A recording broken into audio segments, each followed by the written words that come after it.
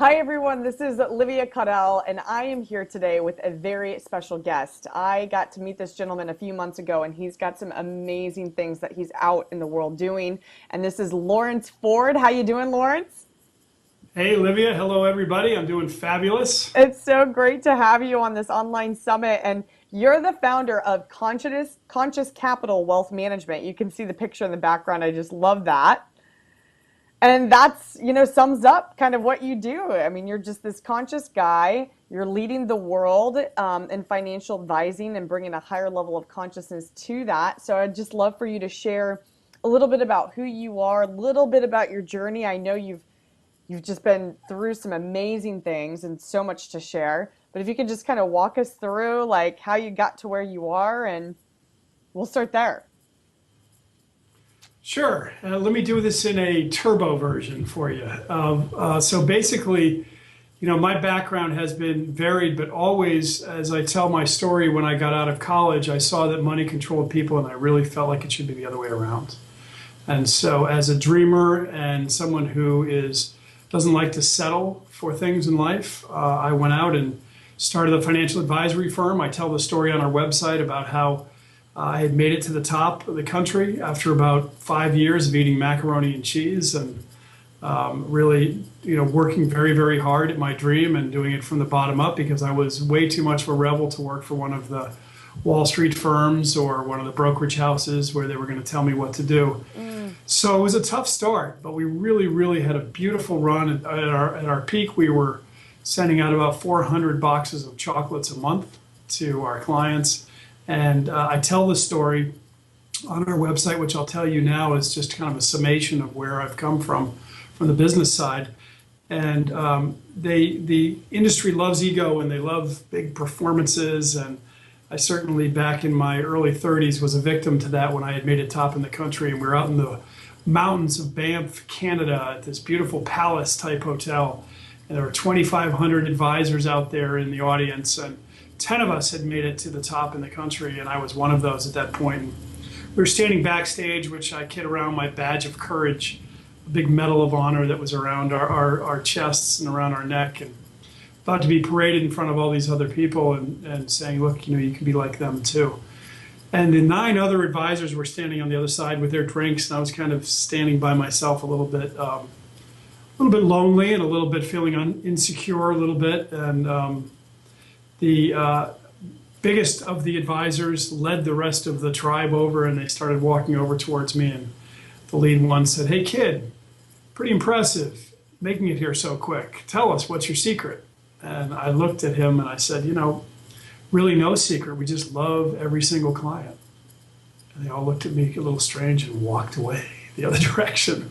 And that's when I really, truly realized, it first hit me that I really, truly was a zebra in a herd of horses. So I've always been a rebel out there in this world of money and life and passion. My spiritual path has brought me to a place where in 2008, during the crash, I was dubbed the Shaman of Wall Street by the Washington Post, was on the cover. Had a lot of press after that as well, and really put me through my own journey as to really coming deeper into my power, into my purpose. And about 3 years ago now, I came back fully into the industry in the retail side of the industry, meeting a financial advisory firm. And Ford Financial Group had been in business for a long time. We rebranded to Conscious Capital Wealth Management to really state exactly, stake in the ground of what we stand for and what we're doing going forward. And we're doing really 2 distinct things with the firm. The first is a minor little mission to completely radically change financial advisory in this industry. I feel that it's filled with a lot of fear, greed, obfuscation, bullying, way too much testosterone, not nearly enough women and minorities in the business. And it tends to be something that it tends to be very oppressive because the industry itself can be very complicated. It can be filled with a lot of, like the law industry, a lot of very detailed multi-syllabic terms that make it very difficult for us to understand what people are saying. And so for too long, the industry has really separated the knowledge from the people in order to prop up their valuation and value proposition in their positions. We've seen the internet really begin to disintermediate that and to really bring a lot of transparency to fees and to how the industry works and how things happen. You'll see the new mode of the robo-advisors coming out. Basically, i.e. that stands for really good technology to help keep costs down and help keep the transparency in your face. So anyway, so we have really two core markets. One is our advisors specialize with people going through transition. So that maybe be retirement, it may be divorce, it may be winning the lottery, it may be, some sort of critical thing in our life, maybe something that people just wake up and say, I can't live like this anymore. The point is, and I ask a couple questions when we're talking to other advisors in front of the general public, like today, and that is, I ask the question, or ask yourself this question: since when hasn't money had a significant effect on your spiritual, physical, and mental well-being? Yeah, big It's pretty time. obvious, right? Yeah, big time. And since when hasn't your money got in the middle of your dreams and what you want to accomplish in life? It's always there. It's a very, very powerful force that we've created in the near history of our species. And it's done wonderful things. It's raised millions out of poverty. Capitalism is not a bad thing. It's a very good thing, but it's out of control. Yeah. And unfortunately, that is something that really begins to hurt the earth, begins to hurt us as individuals. It begins to bring us out of ease. I talk about in my shaman world and in my personal empowerment practice, where we help clients through the process, we talk about how everybody is a very special soul. And we don't mean that in some kind of new age kind of, fancy terminology that's supposed to go on a brochure. I mean that from our depth. And when, I have a book that's coming out, which I hope everybody will read when it comes out in a year or so. But it's really about my authentic journey, about coming into my power. Livia and you and I have spoken about that in more depth. Yeah. But my point is, as a shaman, and part of my gift is I see people as a soul first. And their soul resonates and sings a song like no other. And our job in life is very, very simple. It's to basically align our doing with our being. When we do, we make beautiful music. When we don't, not so much. And we all know that intuitively, but we have the stress of everyday life and money and pressures. And there's a lot of very, very systemic reasons that's happening. Not to mention, our monetary system. But the point of it is that we really are in a place in our lives where money, for many of us, has become oppressive, except for the top 1%. And also people who have a lot of money that we work with as well. Money is also a very oppressive thing in their life often. And most people don't think of it that way, but it is. So whether you have a lot of money or a little bit of money, it has a significant effect on your well-being. And so as an industry, we are really beginning to help turn that corner, because we believe that the souls, when they sing a happy song, they're doing what they're meant to do in this world, and things become in ease. When we don't, we become diseased. That music becomes out of vibration, out of frequency. And then our body comes out of ease, and then eventually manifests some disease. And how long can you be under everyday pressure with not living your dreams, or living a false life, or living under the pressures of not enough money, or mismanaging your money from a fiscal responsibility point of view? So we wrap the whole client with this really cool group directly of all of our clients. You can see it at www.consciouscapitalwm.com. It's my quick pitch.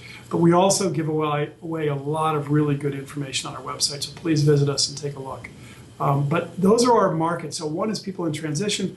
The other thing that gets hurt when we're not conscious and we're not aware of what we're doing is we come into this delusion, or the client or the shamans will call it sleepwalking, where we fall asleep when we forget fundamental things. And one of the fundamental things that we forget is that we are connected to everything. And the illusion of being separate is just an illusion. Yeah. The fact that because your skin pigmentation somehow makes you better or worse is lunacy.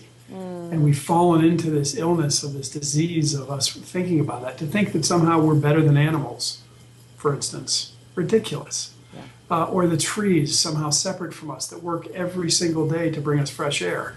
Unfortunately, what's happened in our world, filled with a lot of the greed and Wall Street and testosterone, is those things have been dismissed, like a lot of ancient wisdom, as primal, as kind of naive, or as new agey. But we're starting to realize that we start to pay for our actions. Whether we are aware that, we talk about like what we digest in our food. So when in seminars sometimes, or when I'm speaking, I'll talk about, unconscious behavior. And can unconscious behavior really hurt you? It's like, I'm in all these different investments in my 401k, or I'm in these investments myself, and I don't know what they are. So, what I don't know doesn't hurt me. Well, not quite. I mean, if you spend time, for instance, ingesting a Big Mac, right? You may not be aware or may not be conscious that, there's 509 calories in that thing. And you may not be conscious that, over 300 of that come from fat, of which 55% is saturated fat. And also almost half of your whole sodium intake that you should take for an entire day. Not to mention the treatment of the animals that brought that beef there, which is another subject. But eventually, whether you are conscious of that or not, eventually our actions catch up to us. And so whether it be an increased waistline, or a trip to the ER, or starting to lose or more asthma, or more diseases, or more cancer. I mean, those things, our actions are catching up to us. Yeah. And it's a fundamental principle of life. So at Conscious Capital, two things. One is people going through transition, because we wrap them in this full love and this incredible process with technology and a service team. And the other is for our values-based investing. So aligning your money with your values, and that's not a small thing.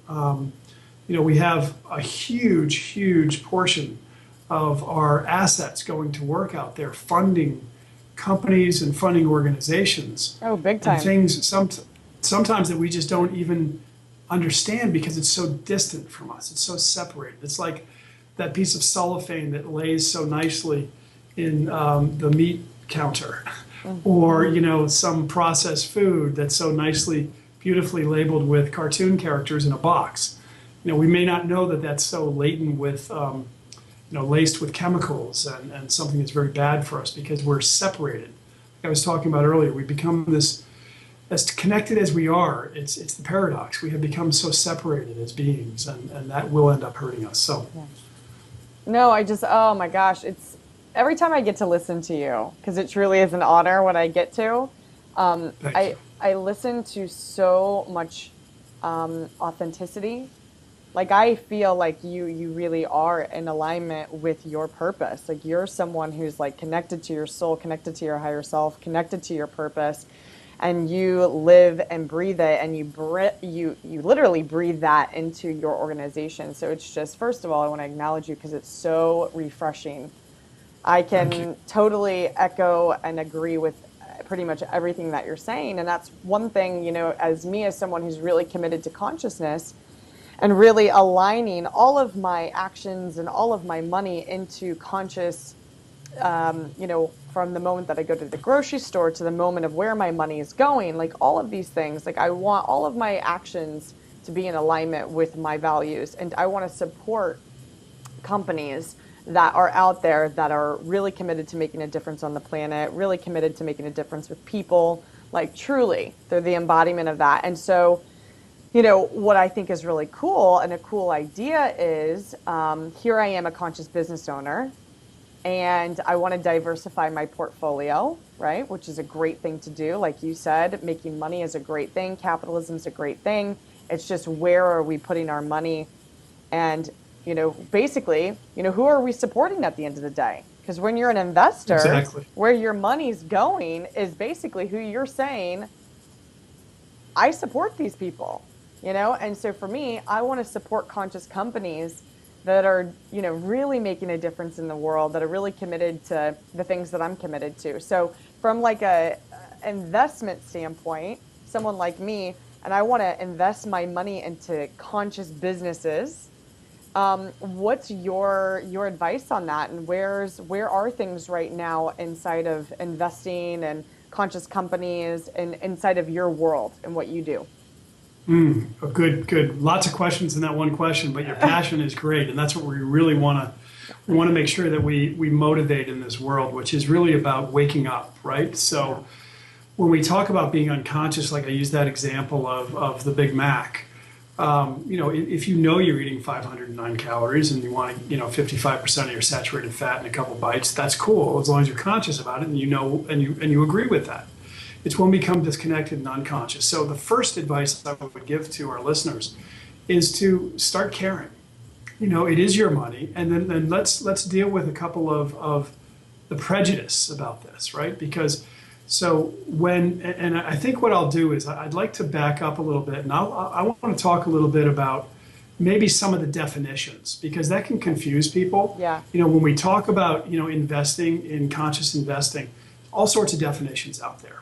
Yeah. So I'm going to run through a couple of them so people can say, oh yeah, I've heard of that or I've heard of that. So we can kind of ground ourselves in the definitions before we move forward.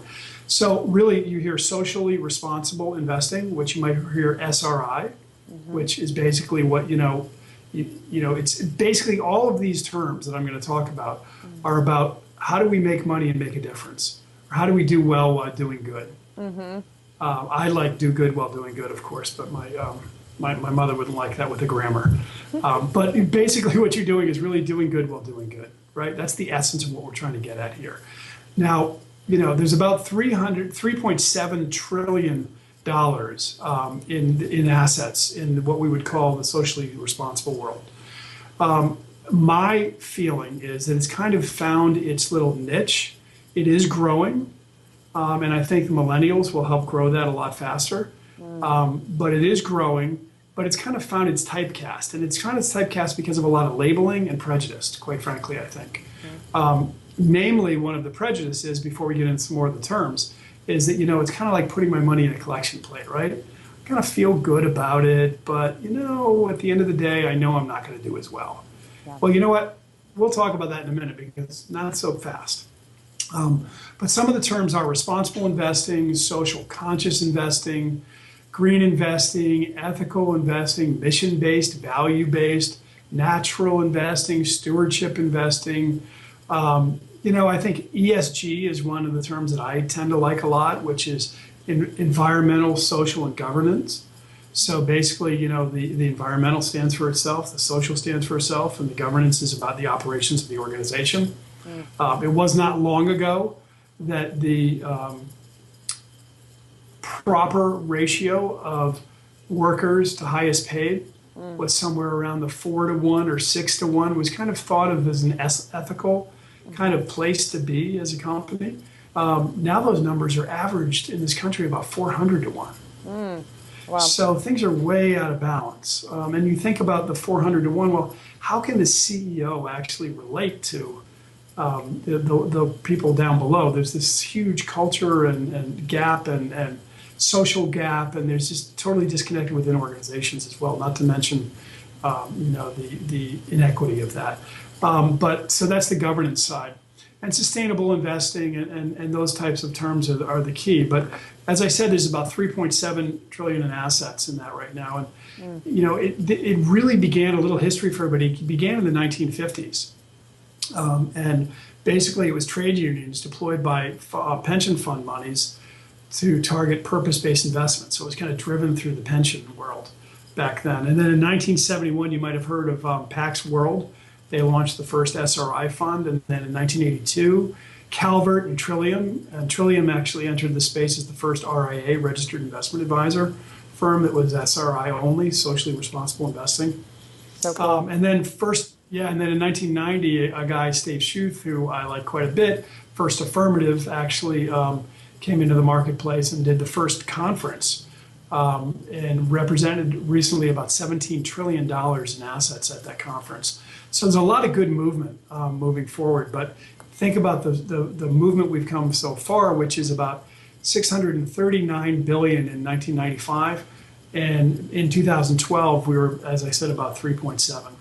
Wow. So the first thing I want people to do is understand that, waking up is important. There's a lot of assets, all of those assets out there in our investments are doing something, right? Just like that Big Mac that you're ingesting is doing something. So being unconscious of it is not the answer. Now, if you end up saying, look, I don't care about alcohol, I don't care about tobacco, I don't care about, defense, doing their things. I care more about this, or I care more about that.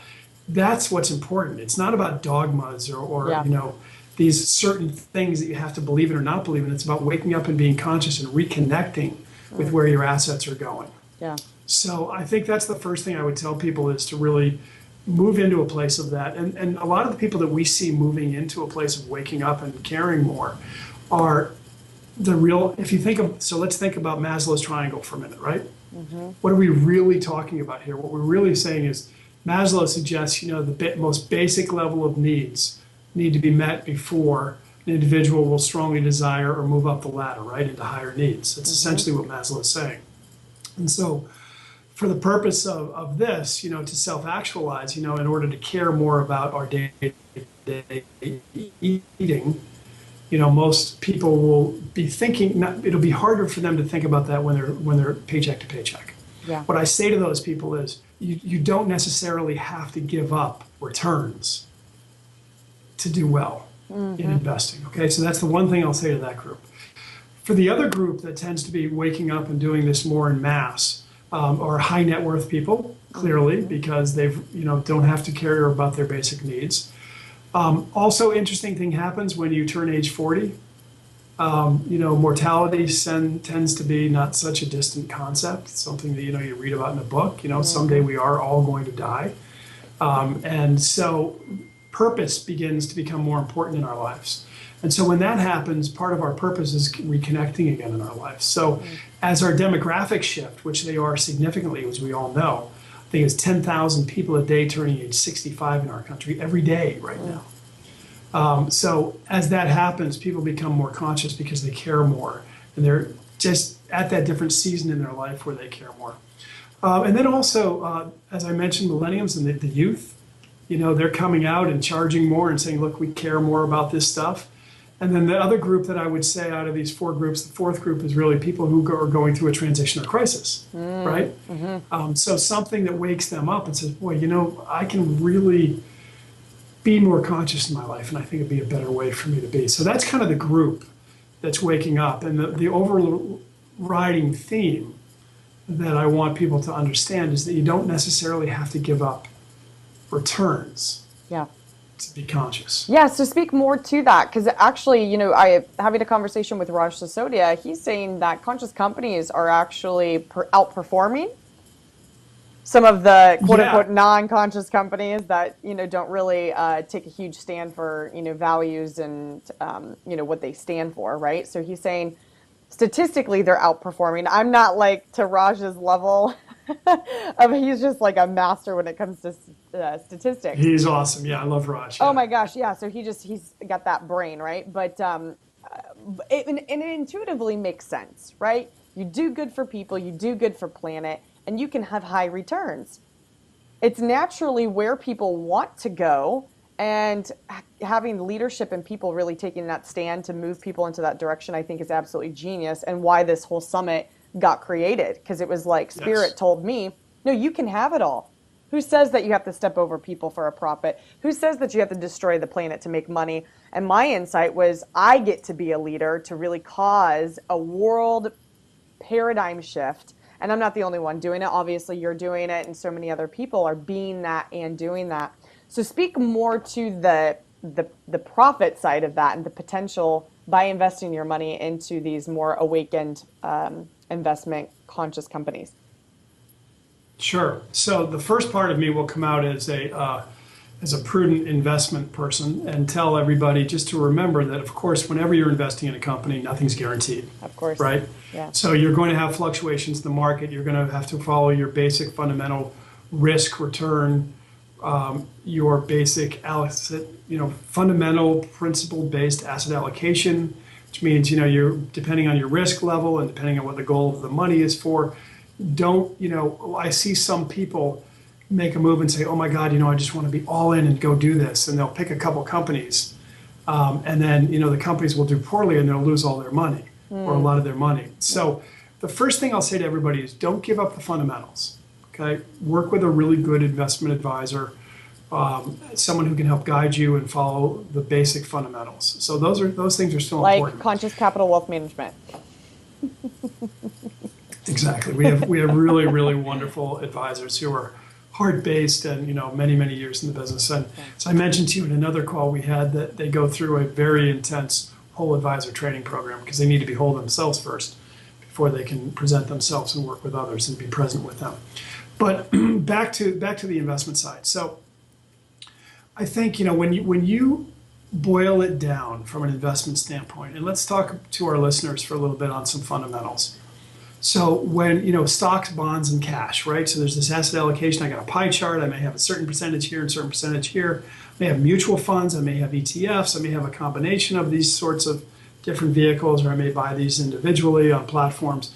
But whatever it is, you need to blend those and to make sure you diversify and align those with your risk. Once you do that, let's look in a little bit tighter as to what's happening, right? So it's really not that difficult.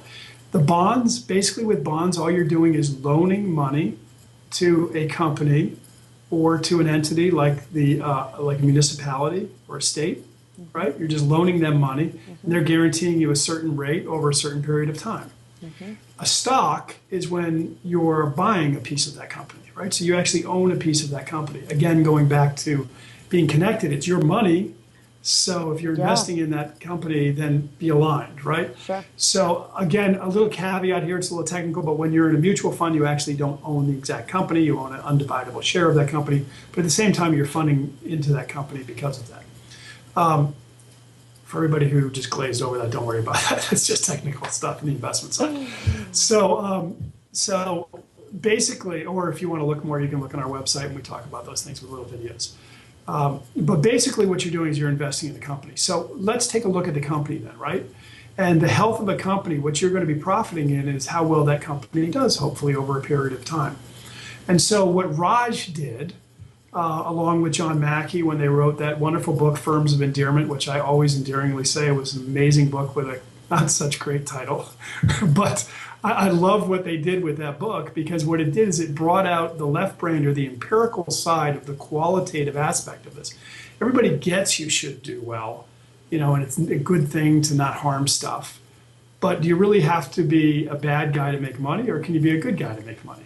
Yeah. And that's basically what they did. So they looked, I won't get into the details, but they looked at a subset of a certain amount of companies, which they called the FOE companies, and basically did a study and realized that they actually, that bundle of companies that they studied, were not only good guys, just to bring those terms down to kind of a pejorative term, but they actually outperformed their indices, meaning their benchmarks in other companies. So it was first saying, look, maybe if you do pick good guys, good companies, they really can do well, and your performance can do not only as well, but even better. Those types of things that they looked at, which I think are very important, because then you say, well, how do you define the qualitative aspect of what's good and what's bad? There are some fundamental things, I think, that you can look at, and Raj was such a leader with this and continues to be out there. One is a higher purpose, right? A company with a higher purpose, not just about making money, but what do they stand for? I call that a soul of a company. Yeah. So take a look at the soul of the company. Why do they exist? What are they there for? If it's just to make money, does that have the level of depth and staying power through hard times if they really stand for something meaningful? Yeah. Right? We say at Conscious Capital Wealth Management, we like to help use the power of money to make the world a better place. That's why we exist. So that's the depth of our soul. So when any company has hard times or goes through challenges, as well as individuals, it's what you stand for. On a side note, quickly, as an employee, I would also begin to start aligning yourself with companies that you work for that align with your soul and purpose, not just to make money. But that's another conversation. The next is stakeholder integration. So when we talk about shareholders, typically it's really just about making the shareholders money. But the shareholders that conversation can expand beyond just people who own a piece of the stock to all stakeholders. Your distributors, who deliver this product, the other products to you that you may resell or use as part of your product, your vendors, the earth, the whole thing should be looked at. And it's not as overwhelming as it sounds when you really care and connect. The next is conscious leadership, right? Do you have a mentor in place to inspire as opposed to intimidate and control, the old school, right? Mm-hmm. You don't hit these numbers, you're out, your family's going to starve and you're going to be out on the streets. Or do you have an inspired leader who's actually nurturing the soul of that company and all of the souls that come along with that organization that are aligned and motivate them towards a higher purpose? Very, very different, very, very different dynamic and very, very different source. And I think our friend Raj has actually written a book about that recently. And so it's Shakti Leadership, I believe, right? Yes. Yep. Give our buddy Raj a plug. Yeah. And so really about changing the nature of how things are done. And then the next is the conscious, culture. So it's, love, transparency, empowerment. It's not about, it's about empowering people to be able to make bigger decisions based on the company, and to really empower them to be transparent. I say in my organization, which we're small at this point, but we will be growing. We have big plans to grow across the country. I have to continually nurture different people in my organization at different levels to feel comfortable challenging me. Yeah. I'm like, are you kidding me? Just because I have a CEO in front of me? Yeah. I'm just nurturing the purpose of this, and everybody's voice matters. I don't care who you are. And so that's very different than the top-down type of dictatorial leadership. So I think, higher purpose, stakeholder integration, conscious leadership, and a conscious culture are really the things that need to be looked at. And so when you're looking at that, also look at, okay, well, what's your ratio from highest paid to lowest paid, right? What is that number? Is it 400 to 1? There might be a little bit of a warning sign there, right? Yeah. That's so great. That's so awesome. I love it. So how does one really get started in this whole process? Let's say someone wanted to come to you, to really start diversifying their portfolio and putting their money more into conscious companies that are in alignment with, what they care about. How does one get started on that path? So it's easy to contact us. The first thing I would say is to take a look at our website, www.consciouscapitalwm.com. Okay, cool. Because in the honor of transparency, you really get who we are. And we love that because people either think we're a little strange or they say, oh my God, where have they been? Yeah. And we like that because our clients are very, very dear. We're creating a movement, not a business. Yeah. It's a culture, That's like we awesome. talked about. So that's the first thing I would do. The second thing is, of course, you could contact us from there. And there are really, as we're talking about the conscious-based side of our business, I talked earlier about if you're going through transition and it's for your individual stuff. But for the conscious side of investing, there are really two different groups of people that we work with. One are the individuals who really just are saying, look, it's about time. I want to align my investments with my values, and I don't want to be unconscious anymore and continue to hurt things that I may not even know I'm hurting. But at the same time, I want to be smart about it. Yeah. And I really want to do my best to be able to not only diversify and keep fundamentals, but also be able to pick good companies that may have the ability to perform or outperform what I would do normally. That's so great. That's the first thing we would help people do and take a look at. The other thing I want to mention to you, Livia, is small businesses and mid-sized businesses. So we say we do 401ks for the good guys. And so if you are one of those organizations, start, especially if you're a conscious business, my goodness, make sure your 401ks are aligned that way. And so we can do a wonderful job helping consult with you in that area. This is a sweet spot for me in my background. I've done a lot of work in that side of the business, including being very blessed to work with Dr. Harry Markowitz, who was the Nobel Prize winning laureate for monoportfolio theory with a company out in San Diego, on a small little project to help democratize financial advice through the defined contribution world, i.e., I know that sounds like Chinese, but or Japanese or Greek. It sounds great, though. I love it. Languages. Thank you. But it basically, through technology and helping helping empower individuals in the 401k markets and small business markets. So That's we are so bringing that cool. out, and we have that in a very strong way to bring it out to people. So if you're a small business, even 2 or 3 owners, all the way up to, typically about, a couple thousand employees is really where our sweet spot is, in saying, look, you too can align your 401k or your self-employed pension program with your values. So there's nothing more awkward than being out there and saying, look, we're a conscious company, and oops, we don't have our 401k aligned that way. So Yeah. Oh my that's who we gosh. are. That's amazing. That's so cool. So how does one set up a consultation with you? Can they just email you? Is that the best way to reach Ab- you? Absolutely. Okay, Yep. Pick up good. the phone once you get to our website or Okay. email us. And we're here with open hearts. I did mention to you one time when we were talking about our process, and I'll say it quickly for our viewers Yeah. because I know it can be a uncomfortable thing calling strangers. It can be even a more uncomfortable thing calling strangers about your money. We, it's a very personal, intimate thing, and trust is a very big issue for a lot of people around money. And so I want our listeners to understand we do have a process. It's called Connect, Dream, and Empower. It's our 3-step process where we deal with the whole person. It's what we train for all of our advisors. So you will get the same experience regardless of where you are. Obviously, our advisors bring themselves into that, so it'll be slightly different, but the process is the same. What you need to know is on the Connect meeting is it's an open-hearted conversation about who we are authentically, get to know who you are a little bit more, and then find out if there's a match. As opposed to the typical obfuscation, bullying, fear-based, stuffed shirt, tell you how it's supposed to be done and make you feel insignificant until you sign. So Yeah. we really change it. We understand that money is a sensitive thing. So any of the listeners who are interested can call us, and we will triage you to the right office or right department or right advisor to be able to work with you. That's so awesome. Well, again, I just want to acknowledge the work that you're doing. I so align with what you're up to, and I know that we're going to be doing stuff in the future here. So Yes, I'm it's awesome.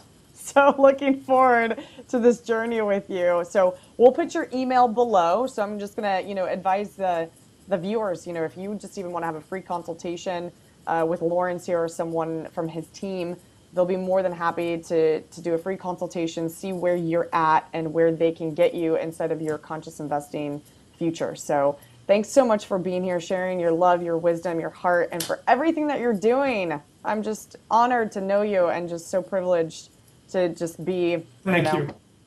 just to be Thank you, Livia. knowing You you. too.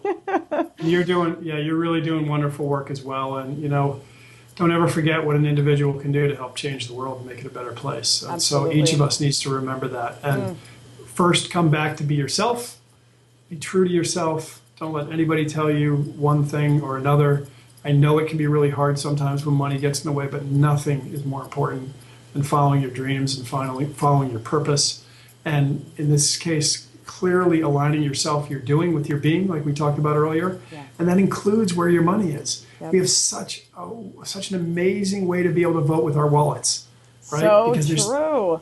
trillions of dollars out there. All we have to do is make a small little shift this way, and we can vote with our money. And all of a sudden, these companies who are doing really nasty, terrible things to people on the earth say, "Oh my God, how come our stock is crashing? How come Yes. employees are leaving us for Yes. companies with purpose and meaning?" Right? I love it. I love it. I really Yeah, do feel that it's where we choose moment to moment where we're putting our money is what's going to change the world. I mean, if you actually got that and took that on, like as a conscious way of doing and being in your life, every dollar that I put into different businesses will either keep the world where it's at, where it's not working, or it could be a part of the change and changing the world. So I vote for that's right. changing the world with my money, and that's why I just so align with what you're up to. Yeah. That's right. And I'll finish with this, Livia, is don't forget when we talk about your money, part of your money is your assets. And part of your assets are you, your soul, your gifts, your God-given talents, Yeah. things that you've been put on this earth for to be so blessed to go out and do. That is an asset as well. So aligning that asset, as long as your hard assets are your dollars, with your purpose and your values, what better is there to do? Yeah. So Totally awesome. thank you, Thank you Livia. so Keep up much. the good work. Yes, thank make sure you email below, get your free consultation, and get your money Please. working for the good of the world. Thanks for Yes. tuning in. This is the end of the summit. So thank you for who you are, for being here throughout this entire journey, and just so appreciate you taking a stand for your life and taking a stand for the world. So thank you for tuning into this online summit, and there's much more to come from us. And Bye. I love being able to put the exclamation mark at the end of it. Thank you, Livia. Save the best for last. Thanks, Lawrence. Take care, everyone.